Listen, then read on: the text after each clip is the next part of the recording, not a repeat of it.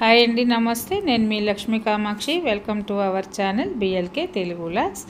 ఈ వ్లాగ్ అయితే మురుదేశ్వర్ అనే వీడియో చూపెట్టాను కదా, లాస్ట్ వీడియోలో మురుదేశ్వర్ నుంచి గోకర్ణ వస్తున్నాం అనమాట. చూడండి, అది సముద్రం అండి. సముద్రం పక్కనే రోడ్డు ఉంటుంది. భలే ఉంటుందండి ఈ రోడ్డు మాత్రం, సూపర్గా. ఇలాగా మళ్ళీ ఒక సైడ్ తీసుకొని లోపలికి ఎంటర్ అవ్వాలి. హైవే మీద నుంచి లోపలికి ఎంటర్ అయ్యాము. అసలు అన్నీ ఒక ఏరియా ఎలా ఉంటుందంటే అన్ని కొబ్బరి చెట్లు, ఒక కేరళ ఫీలింగ్లో ఉంటుంది అనమాట. చాలా బాగుంటుంది. ఇక్కడ ఈ గోకర్ణ కూడా ఏంటంటే సముద్రం ఒడ్డున్నే. అదే చెప్పాను కదా, రావణాసురుడు సంధ్యావందనం చేసుకోవడానికి సముద్రం ఒడ్డున వినాయకుడికి ఇస్తాడనమాట లింగం. వినాయకుడు ఇక్కడ భూమి మీద పెట్టేస్తాడు. అది ఈ క్షేత్రం యొక్క మెయిన్. గోకర్ణలో ఉండే శివుడు వచ్చేసి వినాయకుడు పశువుల కాపరిగా ఉంటాడని నేను చెప్పాను కదా. ఆత్మలింగాన్ని తీసుకొస్తూ ఉంటే రావణాసురుడు ఆత్మలింగం తీసుకెళ్ళిపోతున్నారని దేవతలందరూ ప్రార్థిస్తే విష్ణువు వచ్చేసి సూర్యుడికి ఏదో అడ్డం వేస్తారు. అతను ఈవినింగ్ లాగా అయిపోతుంది. సాయంత్రం అయితే ఆయన సంధ్యావందనం కంపల్సరీ చేస్తారనమాట. చాలా నిష్ఠగా ఉంటాడు రావణాసురుడు. ఆ లింగం కింద పెడితే మాత్రం ఇంక తీసుకెళ్ళలేవని చెప్పుంటాడు శివయ్య. అది కింద పట్టకుండా పట్టుకోయ్యా అని చెప్పి గణేశుడికి ఇస్తాడు. గణేష్ పశువుల కాపరిగా అక్కడ తిరుగుతూ ఉంటాడు. అని 3 సార్లు పిలుస్తాను, 3 సార్లు పిలిచినప్పుడు నువ్వు రాకపోతే మాత్రం పెట్టేస్తాను అంటాడు. అలాగా 3 టైమ్స్ పిలుస్తాడు, ఆయన పెట్టేస్తాడు. మెయిన్ ఈ క్షేత్రం గోకర్ణ క్షేత్రం అయితే స్వయంగా శివుని ఆత్మలింగం వెలిసినటువంటి క్షేత్రం అనమాట. సముద్రం ఒడ్డునే ఉంటుంది. మేమంతా వెతుక్కుంటూ, ఆ డ్రైవర్కి కూడా కొత్త అనమాట, ఎక్కడ గుడి ఉన్నది అని తెలియదు. అందరిని అడుక్కుంటూ వస్తున్నాము. గుడి అయితే ఇక్కడ ఇది బయట నుంచి చూడడానికి చాలా పురాతనంగా, అసలు ఏమి గోపురాలు ఏమి కనిపించవు. లోపలికి వెళ్తే మాత్రం సూపర్గా ఉంటుంది. ఇది మెయిన్ ఎంట్రన్స్. ఇక్కడ నుంచి లోపలికి వెళ్ళాలి. ఇంకో సైడ్ కూడా ఉన్నది. ఏడు ముందు మెయిన్ వచ్చేసి వినాయకుడు ఉంటారు. వినాయకుడిని కూడా దర్శించుకోవాలి కంపల్సరీ. ఈ దారి కొనాకు అండి మసాలాలు ఎక్కువ, కొట్లలో అంతా మసాలాలు, అదేమంటాము సాంబ్రాణి, అవన్నీ భలే అమ్ముతూ ఉంటారు. Dry fruits. మేము అవన్నీ తెచ్చుకుందాము అని మా చెల్లెలు కొనుక్కుందామక్క అంటే అలాగే తీసుకెళ్దాంలే అనుకున్నాం. మేము ముందు హోటల్ రూమ్ కోసం సెర్చ్ చేసుకుంటూ వచ్చాము. చిన్న చిన్న రూమ్లు ఉన్నాయి కానీ కార్ పార్కింగ్ లేదు. ఇక్కడికి వచ్చాం. ఈ హోటల్లో రూమ్ మాట్లాడారు మా మరిది.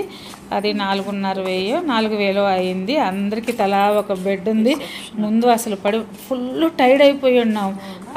ఎండలోనే రావడము. అక్కడ మురుదేశ్వర్లో చెప్పాను కదా, మధ్యాహ్నం దాకా అక్కడంతా దర్శనం చేసుకొని అక్కడంతా తిరిగి ఈ కారులో ఇరుక్కొని వచ్చి అందరం బాగా టైర్డ్ అయ్యి ఉన్నాము. ముందు ఆకలి కూడా ఏమి తెలియలేదు సరిగా. ఆకలి కూడా ఒక పక్క ఉంది. ముందు ఏసీ రూమ్ కాబట్టి పడిపోయి మొహమాసిపోయినట్టు అయ్యామన్నమాట ఏసీ రూమ్ కోసము. లోపలికి వచ్చి పడిపోయి ముందు హాయిగా అబ్బా భలే ఉంది అనుకుంటా ఉన్నాం అనమాట. అందరం ఎవరి బెడ్ వాళ్ళకే. చాలా సూపర్గా ఉండింది. రూమ్ అయితే మాత్రం బాగుంది. రూమ్ టూర్ కూడా నేను చూపెడతాను నెక్స్ట్. తర్వాత అందరం ఫేస్ వాష్ అయి చేసుకొని ఆ పక్కనే హోటల్ ఉండింది. అంటే మేము ఉన్న హోటల్లో కూడా ఉన్నదన్నమాట. హోటల్ పైన రెస్టారెంట్లో వాళ్ళ ఎవరో చనిపోయారని ఈరోజు చేయలేదు, క్లోజ్ చేశారని చెప్పారు. ఆ పక్కనే ఉంది బ్రాహ్మిన్స్ దే హోటల్ ఇది.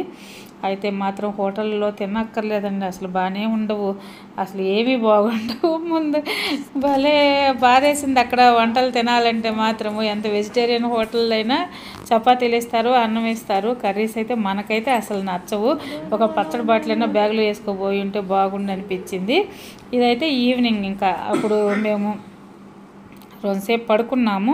తర్వాత అందరం స్నానాలు అవి చేసేసి స్వామి దగ్గరికి వెళ్ళాలా అని మళ్ళీ వెళ్తున్నాము. ఇక్కడి నుంచి కొంచెం దూరము, అందుకే మళ్ళీ కారు మా దగ్గరే ఉంది కదా, అక్కడి నుంచి వెళ్ళాము. ఇదంతా సముద్రం ఒడ్డునే అనమాట. ఈ దారి అంతా కూడా చాలా బాగుంటుంది. అయితే ప్రకృతిని ఎంజాయ్ చేయాలనుకుంటే, అదే నేచర్ని ఎంజాయ్ చేయాలనుకుంటే మాత్రం ఈ ట్రిప్ చాలా సూపర్గా ఉంటుంది.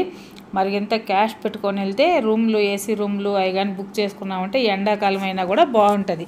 తిరిగేటప్పుడు మనకేమంత కష్టం అనిపించదు. తిరుగుతూ ఉంటే సముద్రం ఒడ్డునే ఉంటాయి కాబట్టి ఇవన్నీ చల్లగా గాలి ఉంటుంది. కానీ తిరిగి ఇంటికి వచ్చాక మాత్రం ఫుల్ సెగ ఉంటుంది.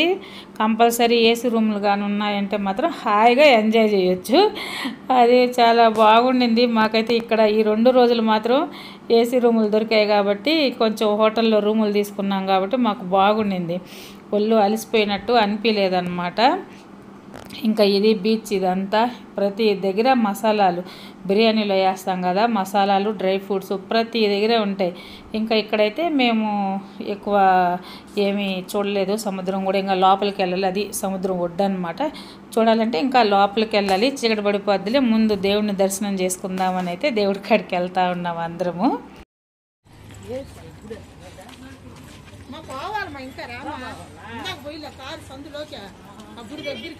అదిగో ఎదురుగానేమా అలాగా మన గోపురాలు గీపురాలు ఏం కనిపి.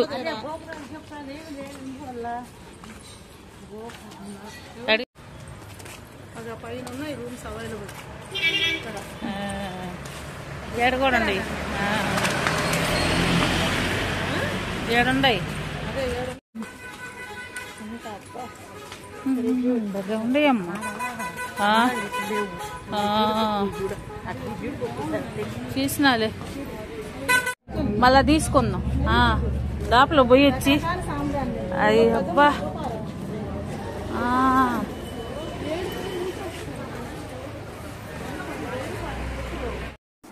గోకర్ణలో మామూలుగా అంటారు, చాగంటి కోటేశ్వరరావు గారు కూడా చెప్పున్నారు, ప్రతి రాయి ఒక శివలింగం అని అనుకోవచ్చంట. మనకు ఒక బిల్వపత్రం దొరికిందంటే ఎక్కడ గోకర్ణ పుణ్యక్షేత్రంలో ఒక రాయి కనిపించినా అది శివలింగంతో సమానం. దాని మీద బిల్వపత్రం పెట్టేసి దండం పెట్టుకుంటే మనం కోరిన కోరికలు నెరవేరుతాయి అంటారు. ఈ గుడి దగ్గర కూడా మెయిన్ బిల్వపత్రాలు, పూలు అన్నీ వేసి ఇస్తారనమాట. 10 రూపాయలు 20 రూపాయలు తీసుకుంటారు. లోపల కంపల్సరీ ఇక్కడ ఆచారం ఏంటంటే పంచ టవల్ వేసుకొని పంచి కట్టుకొని వెళ్ళాలి కంపల్సరీ. టవల్ లేకపోయినా పర్వాలేదు, షర్ట్ ఇప్పేసేయాలి, పంచి కట్టుకోవాలి. సిస్టమ్ భలే బాగుంది, భలే సాంప్రదాయంగా అనిపించింది. మేమేమంటే ప్యాంటు షర్ట్ ఉంది కదా, పాపం మా మరిది బాబు వాళ్ళందరూ బయట వాళ్ళు చెప్తున్నా కానీ అక్కడేం అడగర్లే అనుకొని వెళ్ళాము. కానీ లోపలికి వెళ్ళాక మళ్ళీ బయటకు పంపించి అవి కొని వేసుకోమని చెప్పారు. ఇంకా మా బాబు వాళ్ళు కూడా పంచ అవన్నీ కట్టుకున్నారు. మళ్ళీ ప్యాంట్ వేసేసుకున్నాక ఈ ఫోటోలు ఇవైతే తీసుకున్నాము. ఇలాగా బయట అయితే శివలింగం అన్నీ పెట్టుంటారు. లోపల చాలా బాగుంటుందండి, మనల్ని తాకనిస్తారు. శివలింగం దగ్గర అక్కడ గుంతలాగా ఉంటుంది అనమాట, లోపలే ఉంటుందంట. ఇంకా అక్కడ మనల్ని తాకనిస్తారు, మనమే అక్కడ నీళ్ళు అవి ఉంటాయి, ఆ కళ్ళకు అద్దుకోవచ్చు. ఈ బిల్వపత్రాలు, పూలు శివలింగం మీద వేసేసి అక్కడే మనం దండం కూడా పెట్టుకోవచ్చు అనమాట. అది చాలా బాగా నచ్చింది, సూపర్గా ఉండింది. లోపలంతా అయితే మనల్ని వీడియోలు అవి తీనీరు. ఇవన్నీ బయట చుట్టూతా చాలా శివలింగాలు ఉన్నాయి. అసలు ఈ శివుడు మెయిన్ ఈయన వచ్చేసి చుట్టూతా చాలా ఉన్నాయి అన్నమాట. అవన్నీ చూసుకుంటా ఉంటే భలే ఆనందం అనిపించేసింది. అదే చెప్పారు కదా, ఎక్కడ చిన్న రాయి కూడా ఇక్కడ ఒక శివలింగమే అన్నట్టు అనిపిస్తుంది. అంత భక్తిగా చాలా బాగుందండి ఇక్కడైతే. ఇక్కడ గోకర్ణలో వెలిసిన శివయ్యని మహాబలేశ్వర స్వామి అంటారు. ఆ చుట్టూతా అదే చెప్పాను కదా, ఈ చుట్టూతా చూసుకుంటూ వెళ్తున్నాం అనమాట. చుట్టూ శివలింగాలు, అక్కడక్కడ శివలింగాలు అన్నీ చాలా బాగున్నాయి. ఎంత ప్రశాంతంగా ఉందంటే అంత బాగున్నది.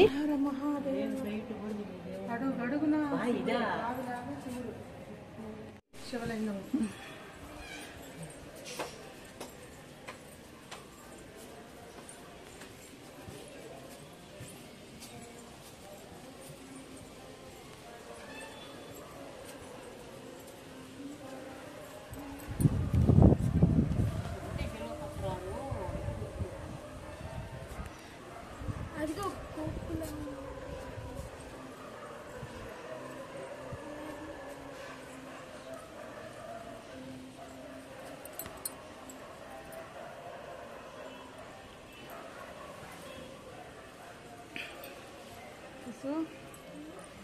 హ్యాపీ సూపర్ కదా.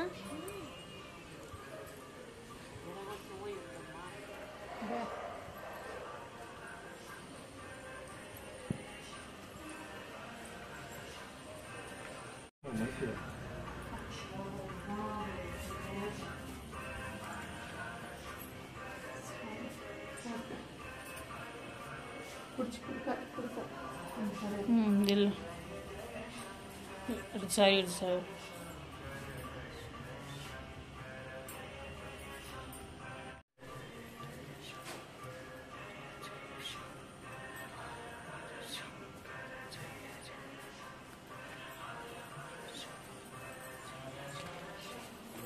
చెప్పాను కదా, అడుగడుగున కొంచెం దూరం పోతే అక్కడ ఒక శివలింగం ఉంటుంది, ఇంకొంచెం దూరం పోతే ఒక శివలింగం ఉంటుంది. మెయిన్ గుడి అనమాట ఆ సైడ్ ఉండేది. చుట్టూతో తిరుగుతున్నాం మేము. అంతా మీకు చూపిస్తున్నాను చూడండి. అసలు మీరు తిరిగినట్టే ఉంటుంది. చాలా పాతకాలము గుడిలాగే ఉంటుంది. కట్టుబడి అంతా ఏమి ఇప్పుడేమి ఆధునికంగా ఏమి మార్చినట్టయితే ఏం లేదు. ఆ పాత కట్టుబడి లోపలే వీళ్ళందరూ పూజారులు అందరూ అక్కడ కాపురం ఉండేదానికి కూడా ఇల్లులు ఉన్నాయన్నమాట ఆ స్థలంలోనే. అది ఒక రకంగా అది భలే అనిపించింది. చాలా కొత్తగా అనిపించింది అనమాట. అదంతా కుటీరాలుగా చాలా బాగుందండి. అది చూస్తేనే మనకి అర్థమవుతుంది, చెప్పేదానికంటే కూడా. చూడడానికైతే చాలా బాగున్నది. అన్ని పాతకాలము ఇల్లుల్లాగా, పాతకాలం కట్టుబడులు అలాగా. వీరభద్రస్వామి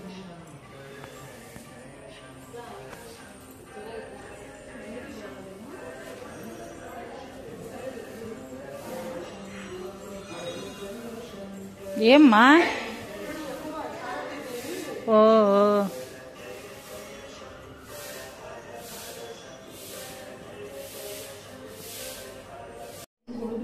అలాగా బ్యాక్ సైడ్కి వెళ్తే ఈమె అమ్మవారు అనమాట. ఈ అమ్మవారి పేరైతే నాకు సరిగా గుర్తులేదు, నోరు కూడా తిరగదు ఆ పేరు. ఇక్కడ చాలా బాగుంది. ఇక్కడ కూడా మనం లోపల దాకా వెళ్ళేసి మనల్ని దర్శనం చేసుకొని ఇస్తారు. అక్కడ పూజలు అన్నీ జరుగుతూ ఉన్నాయి. ఆ లోపల దగ్గరికి వెళ్ళనిస్తారు మనల్ని. ఇంకా కూర్చోబెట్టి చాలామంది ఇంకా పూజలు అవి చేసుకుంటూ ఉన్నారనమాట.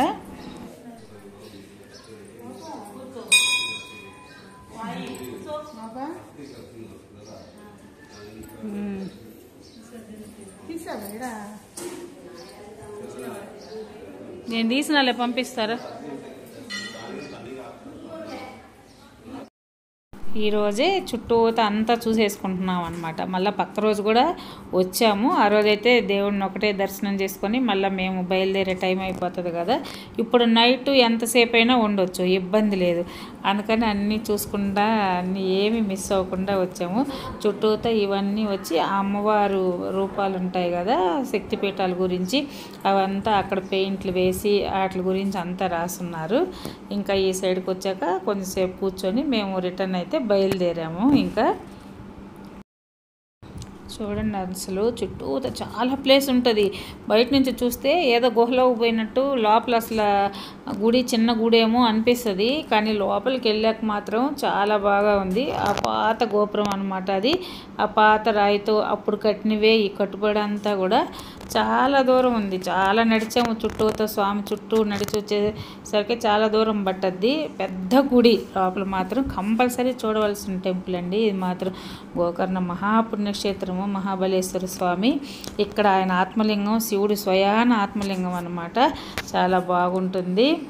ఇంకా మేమైతే బయటకు వచ్చాము. ఇక్కడ ఏమన్నా తీసుకొని వెళ్దామని చెప్పేసి అన్నీ అదే చెప్పాను కదా, యాత్రకు వచ్చి ఏదైనా పాత్ర తీసుకెళ్ళాలని అంటుంటారు. పాత్రలు అయితే మేమేం కొనలేదు. ఇవన్నీ అయితే చూసుకుంటా కొన్ని అయితే ఇట్లా ఒక హారతిది వేరే వాళ్ళు తెమ్మన్నారు, మాకు తెలిసిన వాళ్ళు. నాగలు హారతి లాంటిది తెమ్మన్నారు. నాకు అది ఐడియా లేదు. ఇక్కడ ఒత్తులు వేసి పడగ ఉంటుంది కదా, నాగబాం పడగ ఉంటుంది. ఈ సైడే ఎక్కువ దొరుకుతాయంట. ఈ సౌత్ స్టేట్లో కర్ణాటకలోనే అట్లాంటివి దొరుకుతాయంట. నేను తెచ్చాను, దానికోసమని ఎత్తుకుతూ ఉన్నాం మేమైతే. ఒక దగ్గర అయితే 750 చెప్పారు, ఇంకో దగ్గర అయితే 450కే వచ్చింది. అందుకని ఇతర సామాన్లు వాటిలో చూస్తున్నాం. కాస్ట్లీ ఉన్నాయి, మనకు తెలియదు, వాళ్ళు రేట్లు ఎక్కువ చెప్తారు. ఇంకా ఇవి చూసుకొని మసాలాలు అవన్నీ, డ్రై ఫ్రూట్స్ కొన్ని, మసాలాలు కొన్ని అలాగా తీసుకున్నాము. తలారోని రేపు కొన్ని తీసుకున్నాము, కొంచెం ఈరోజు తీసుకెళ్దామని అయితే చూస్తూ ఉన్నాం అనమాట. ఏం చేసుకున్నా డెకరేషన్ పెట్టుకోవచ్చు. చాలులే ఉంచు, ఇదైనా బాగున్నాయి అక్క.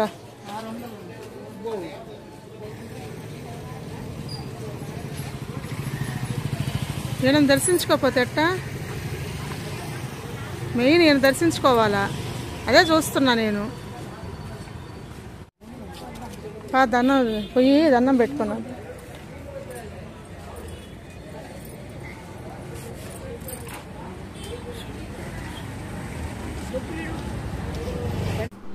ఇదైతే వినాయక టెంపుల్ అన్నమాట.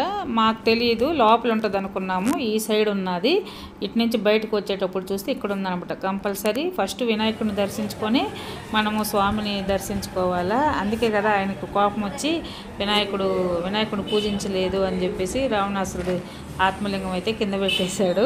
అందుకని మళ్ళీ అయినా వచ్చి మేము ఇక్కడ దర్శించుకున్నాము వినాయకుడిని అయితే.